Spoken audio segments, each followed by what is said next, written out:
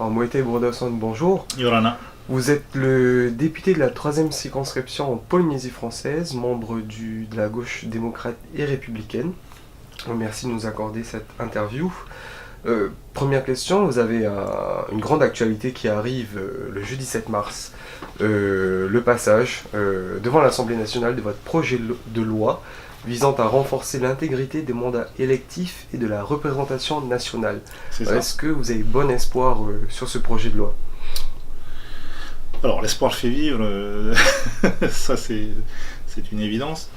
J'ai l'espoir que, disons que mes collègues auront le courage d'aller au bout des idées dont on discute dans les couloirs, que les logiques de groupe, on va dire, seront pour une fois laissées de côté pour laisser parler simplement les citoyens que nous sommes avant d'être des élus.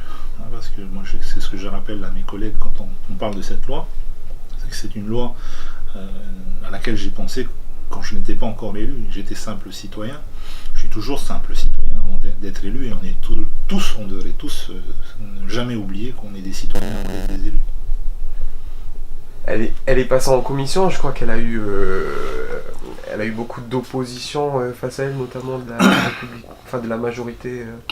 Alors, pour reprendre les termes du collègue du groupe En Marche qui est intervenu, c'est vrai qu'ils ont eu beaucoup d'objections, mais il l'a dit lui-même, leur avis négatif n'est pas une fin de non-recevoir, c'est pas une porte définitivement fermée.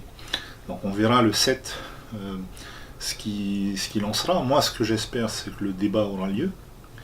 Le pire qui pourrait arriver, c'est qu'une motion de rejet préalable soit déposée. Ce qui là, je pense, serait un très mauvais signal envoyé au peuple français, surtout par ces temps de gilets jaunes, en disant on veut tuer le débat avant même qu'il ait lieu. Et il y a une possibilité, on va dire, médiane, qui serait une motion de renvoi en commission. Donc, ce qui voudrait dire que les travaux sur cette proposition de loi pourraient perdurer, avec peut-être d'ici quelques temps une adoption. Voilà, donc, mais ça, on peut préjuger de rien. Il faut attendre jeudi, le 7 mars, pour voir comment va se positionner, surtout la majorité, puisque c'est eux qui font la pluie et le beau temps. Oui.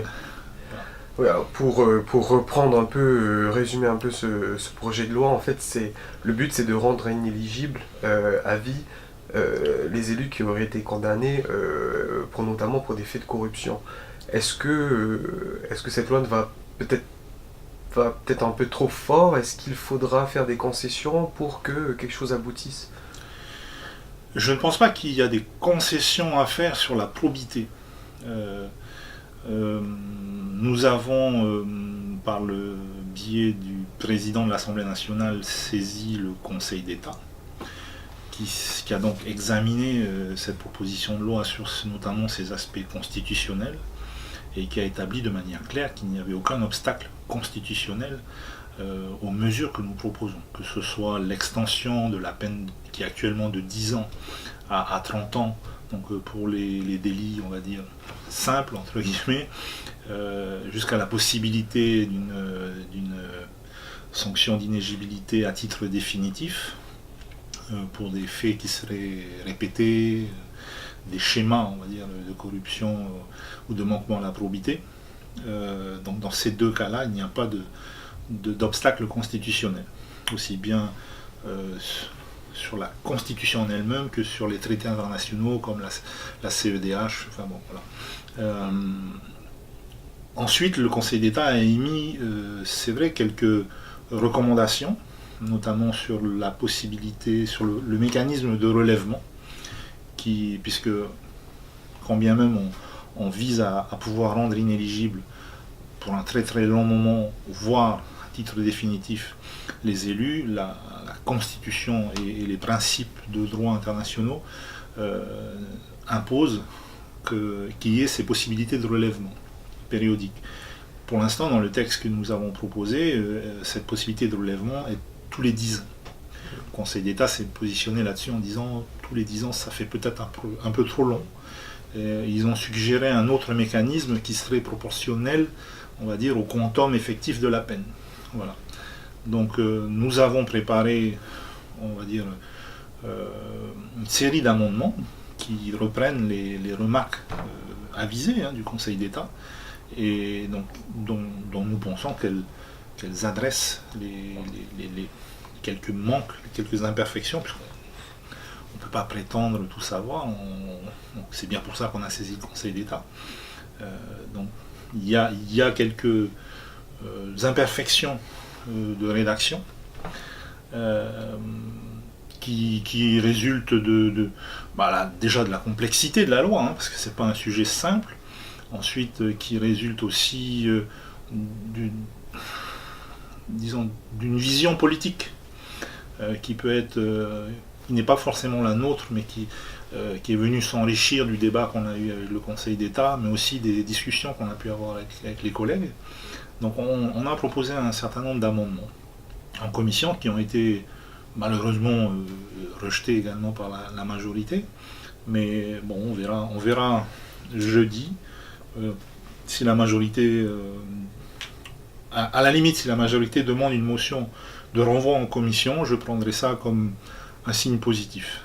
Je ne pense pas qu'ils iront jusqu'à soutenir la proposition. Si c'est le cas, je serai très, très heureux, mais bon, voilà, j'espère juste qu'il n'y aura pas de motion de rejet préalable. D'accord, alors vous parlez de collègues qui vous soutenaient. Est-ce qu'aujourd'hui vous avez beaucoup de soutien en dehors du GDR sur ce projet de loi ? On a énormément de soutien dans les couloirs. La question fondamentale, c'est est-ce que ces soutiens dans les couloirs se traduisent par des soutiens dans l'hémicycle ?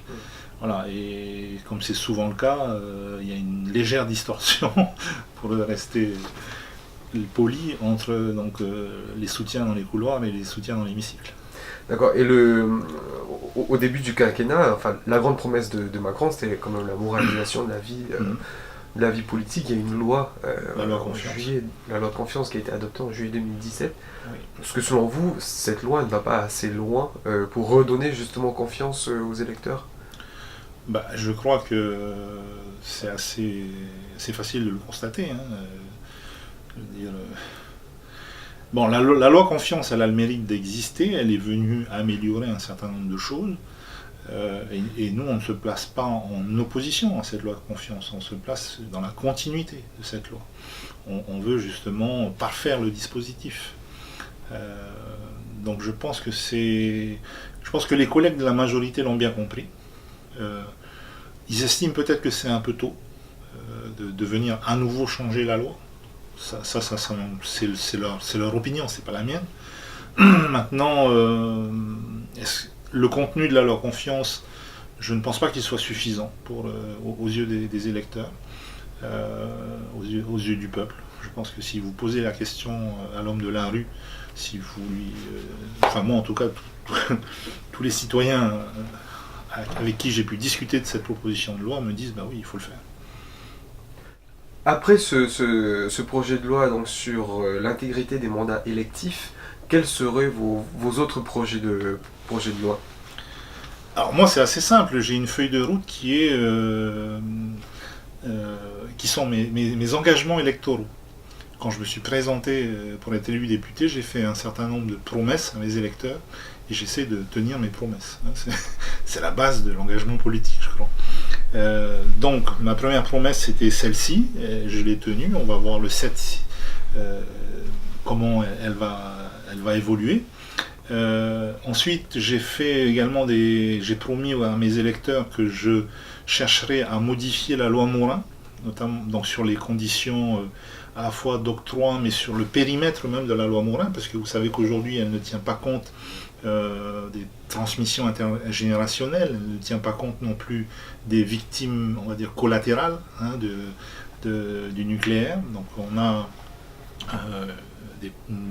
deux PPL qui sont en préparation sur ce sujet. Et puis ensuite, il y a un sujet qui, moi, me tient à cœur, et c'est le non-pratiquant qui vous le dit, c'est celui du cannabis, que chez nous on appelle le pacalolo.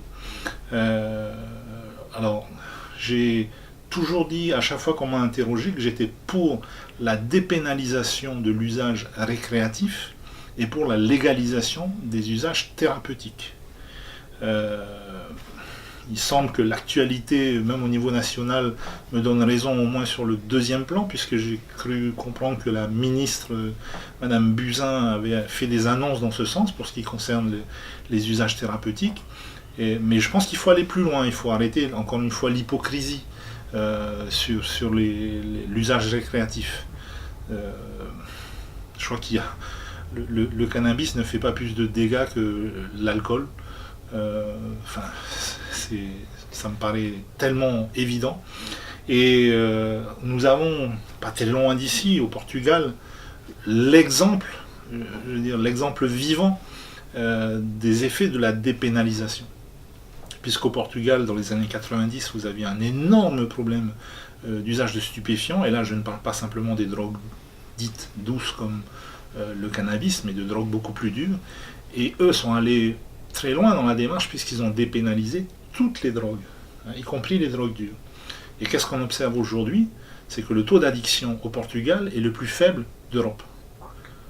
En France, on a le système le plus répressif et on a le taux d'addiction le plus élevé.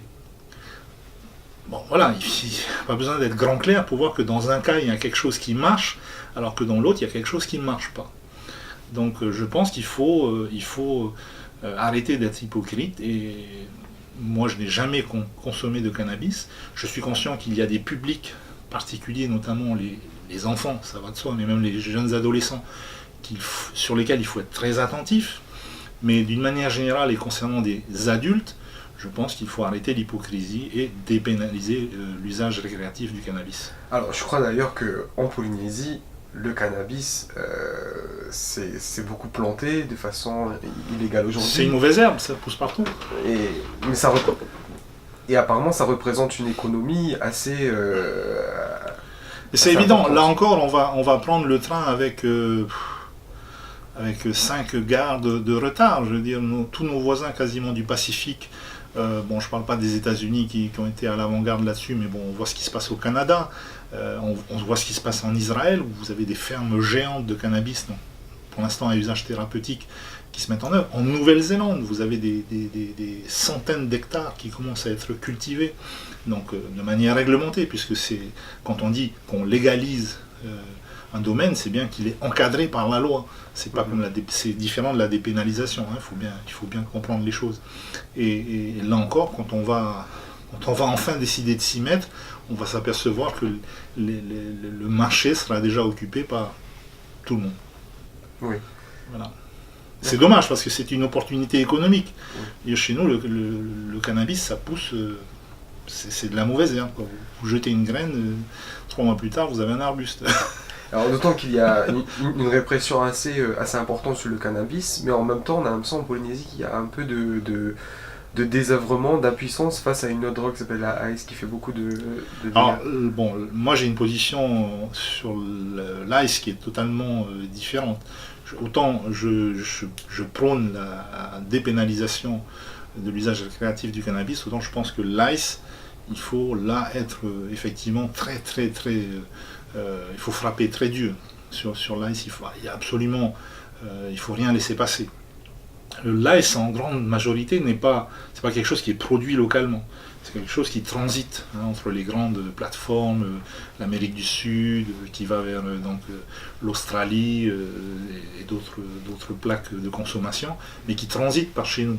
Donc de temps en temps il y en a qui atterrit chez nous, mais c'est pas à l'exception de 2 labos de manière très artisanale qu'on a démantelé dernièrement, mais la grande majorité de l'ice qui est consommé en Polynésie ne vient pas de Polynésie.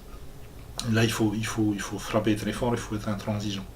Mais encore une fois, et l'exemple portugais est là pour nous le rappeler, tout cet argent qui est mis dans la répression, si on le mettait dans la prévention et la prise en charge médicale, parce qu'aujourd'hui, quand vous êtes toxicomane, quand vous faites partie de ces populations fragiles qu'il faut protéger, vous n'êtes pas réellement pris en charge. Parce que dans la mesure où ces ce n'est pas dépénalisé, ce n'est pas incorporé dans le système de santé normal. Donc si on prenait tout cet argent qui est aujourd'hui mis dans la répression pour le mettre d'une part dans la prévention, d'autre part dans la prise en charge médicale des addictions, je pense qu'on aurait une situation comme celle qu'on a au Portugal qui serait bien meilleure que celle qu'on a aujourd'hui. On va passer sur un autre sujet, notamment sur le forum PTOM et Union Européenne qui a eu lieu en Polynésie la semaine dernière. Oui. La ministre Girardin y a participé. Votre parti, le Tavini Wiraatira, auquel vous faites partie, a fait un sit-in devant ce forum. Pourquoi ?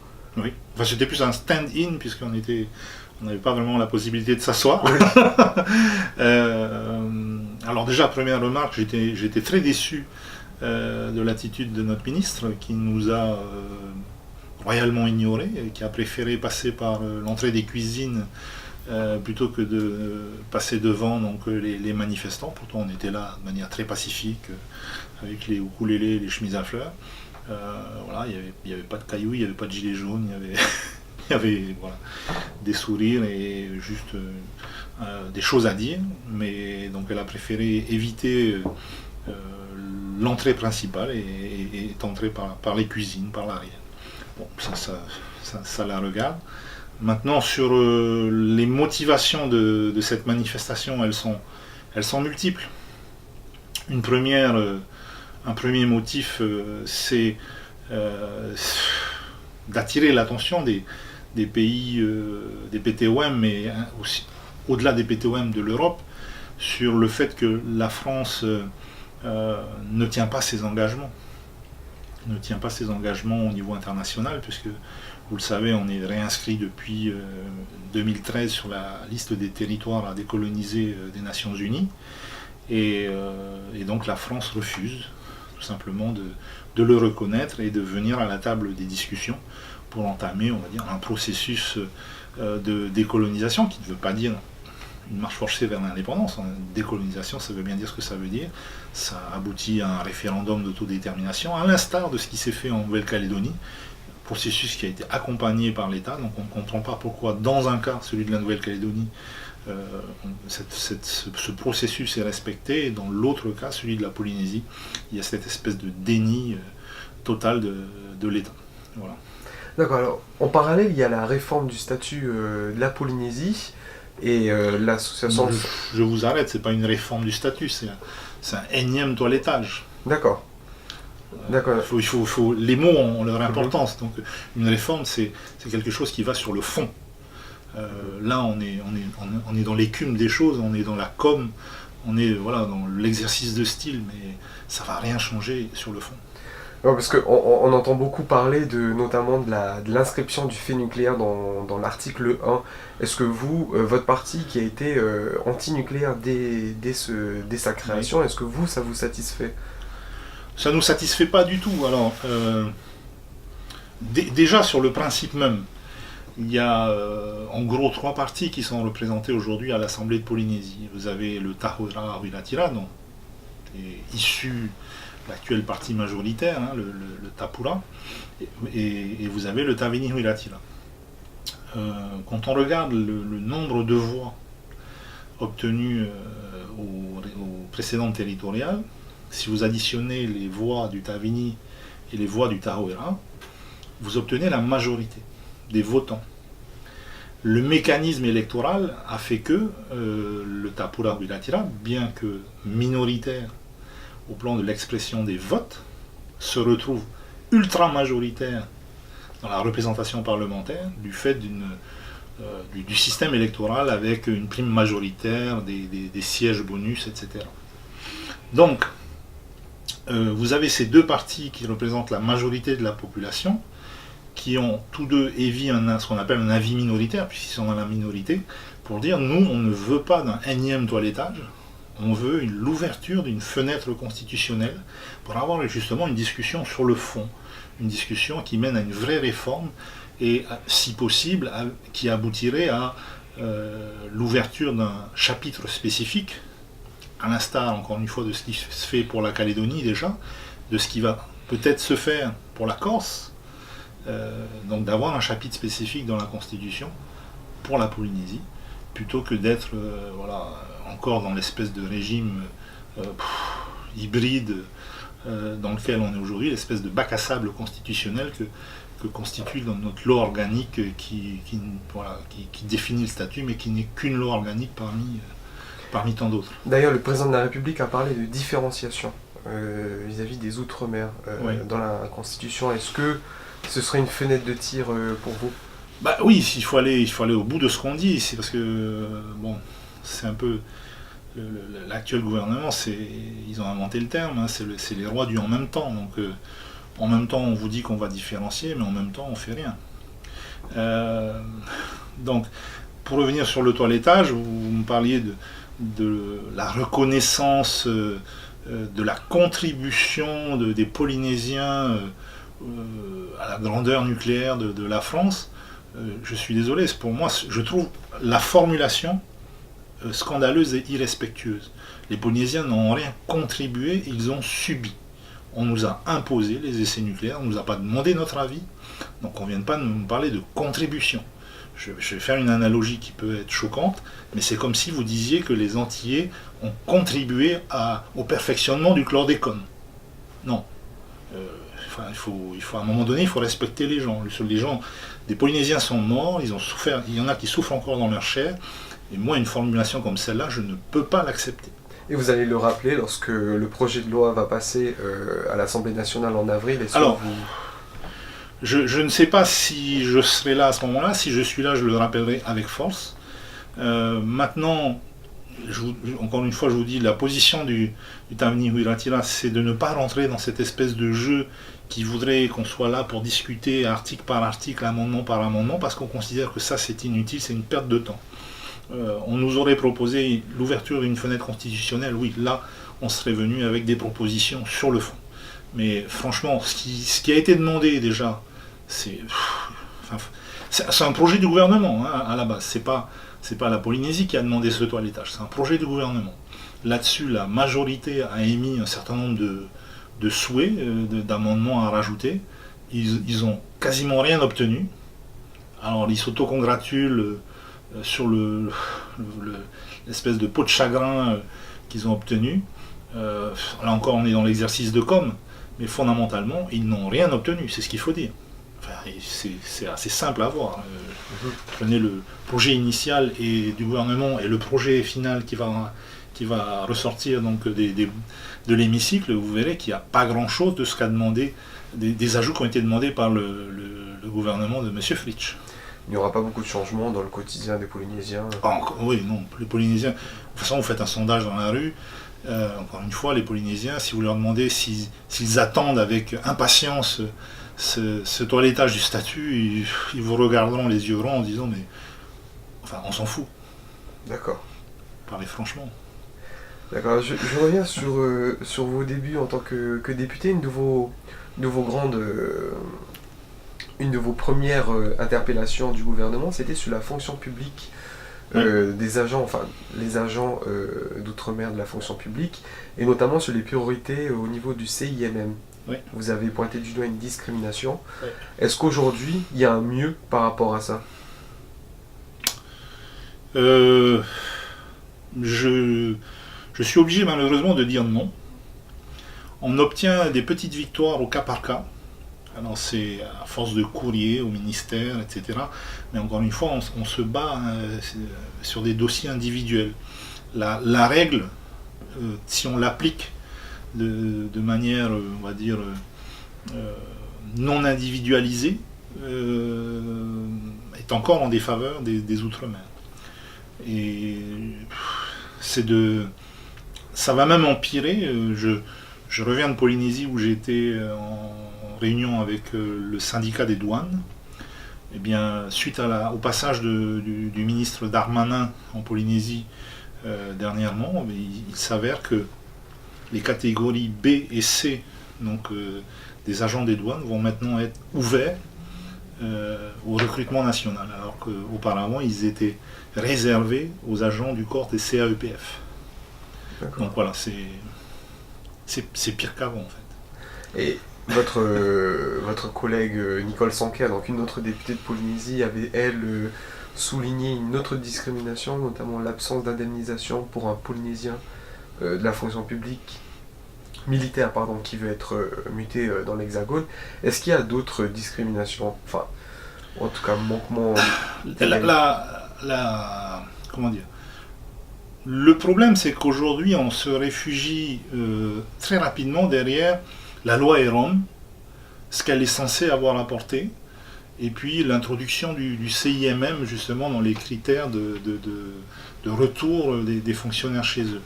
Maintenant, c'est se cacher derrière son petit doigt, parce que si on observe bien comment est établi le CIMM, on s'aperçoit que de plus en plus, ça se retourne en fait contre les Polynésiens, enfin contre les ultramarins qui veulent rentrer chez eux. Puisque vous avez des gens qui ne sont pas, vous avez des fonctionnaires qui ne sont pas polynésiens, qui arrivent à obtenir un CIMM alors que des Polynésiens n'y arrivent pas. Enfin, c'est des situations complètement ubuesques. Donc nous, ce qu'on demande depuis le début, c'est une refonte du CIMM pour qu'il y ait une pondération différente des critères à l'intérieur du CIMM. Parce qu'aujourd'hui, justement, le CIMM, c'est quelque chose de général, mais qui, si on l'applique, je dirais de manière un peu administrative, conduit à des situations où des gens qui ne sont pas des Outre-mer obtiennent plus de points de CIMM que des gens qui sont nés, qui ont grandi, qui ont fait leurs études, travaillé, qui ont fait des enfants, etc., qui sont des Outre-mer, et qui eux sont ici depuis 7 ans, 9 ans, voilà. D'accord. Alors, dernière question, le président de la République devrait se rendre en Polynésie avant la fin 2019.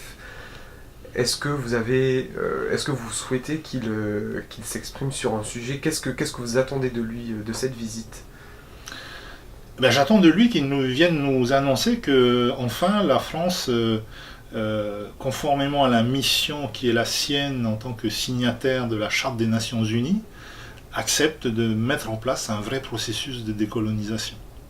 Parce que si c'est pour venir se faire couronner, boire de l'eau de coco ou du rhum, parce que j'ai vu qu'on était médaillé d'or au salon de l'agriculture, voilà, regarder quelques danses, couper un ou deux rubans et puis repartir, ça servira à rien.